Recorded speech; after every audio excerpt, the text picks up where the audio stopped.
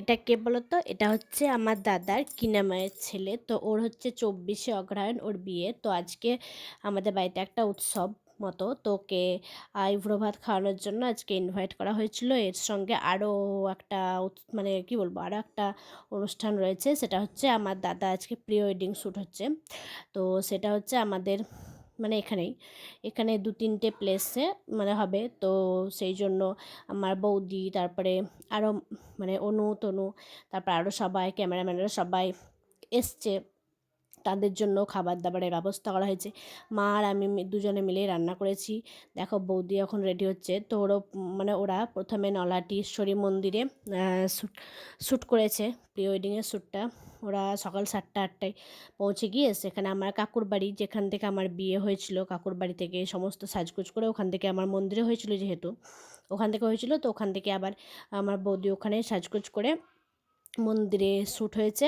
তো pre ওয়েডিংয়ে shoot হয়ে তারপরে আবার চলে এসছে। তো আমাদের বাড়ি তখন ঢোকেনি, তখন একদম ডাইরেক্ট তো সেখান থেকে ডাইরেক্ট আমাদের বাড়ি ঢোকেনি, মানে মোটামুটি ১টা-১:৩০ ওখান থেকে বেরিয়ে এসছে। তারপরে শালবনে না শালবন নয়, তারপরে আমাদের ব্রিজে হয়তো শুটিং হয়েছে ব্রিজে, তারপরে শালবনে এইসব করে আমাদের বাড়ি যখন ঢুকলো তখন মোটামুটি ৬টা বাজছে। তো ঢুকে প্রথমে মানে খাওয়া দাওয়া করলো সবাই মিলে। তারপরে দেখো খাওয়া দাওয়ার পরে এখন বৌদি আবার রেডি হচ্ছে, কারণ এখন আবার রামপুরহাট যাবে। রামপুরহাটে আবার কিছু ভিডিও শ্যুট হবে। তারপরে তখন দাদা চলে আসবে আর বৌদি চলে যাবে। তো সেই জন্য বৌদি এখন রেডি হচ্ছে। আর এটা হচ্ছে আমার মাসির ছেলের বউ। তোমরা তো সবাই জানো, ওর বিয়ের ভ্লগ আমি তোমাদের সঙ্গে শেয়ার করেছি। তো হচ্ছে তনু। তো ও হচ্ছে আমার বৌদির বৌদি। তো দুজনে এরকম রেডি হচ্ছে। বৌদিকে রেডি করার হচ্ছে। মাও বসে রয়েছে, আমরা গল্প করছি একসঙ্গে, রেডি হচ্ছে। আসলে খুব তাড়াতাড়ির মধ্যে ৬টার সময় ঢুকেছে, মোটামুটি ৬:45টার দিকে বেরিয়ে গেল। তো এরই মধ্যে জেঠি এসেছিলো বৌমাকে দেখতে। তারপরে দেখো দাদা এখন রেডি হওয়ার জন্য চলে এসছে।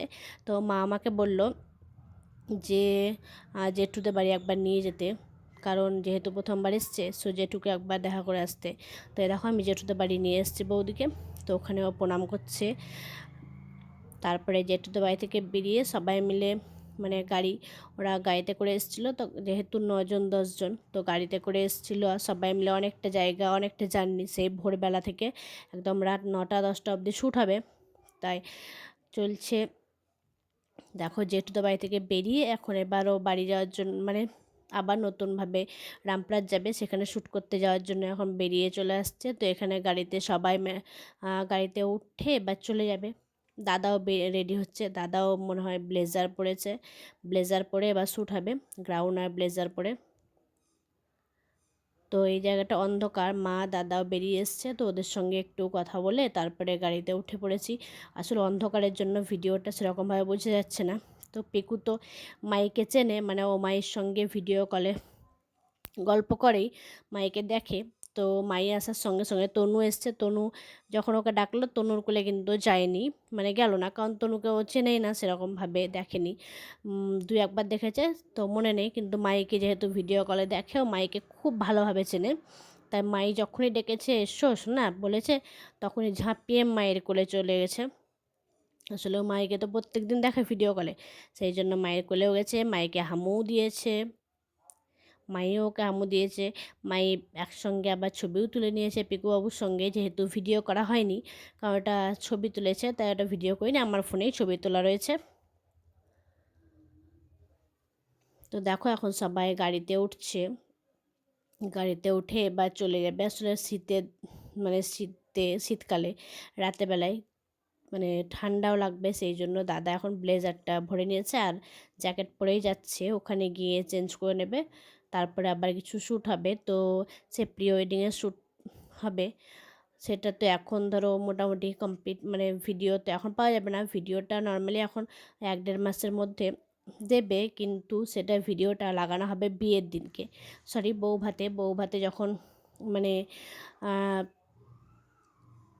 বৌভাতে প্রজেক্টর লাগিয়ে সেখানে লাগানো হবে এই প্রি ওয়েডিং শ্যুটটা। তো এর সঙ্গে আমিও অনুকে বলে দিলাম, আসলে আমার বিয়েরও মানে ভিডিও করা হয়েছিল, কিন্তু সেই ক্যাসেট আমার বের করা হয়নি।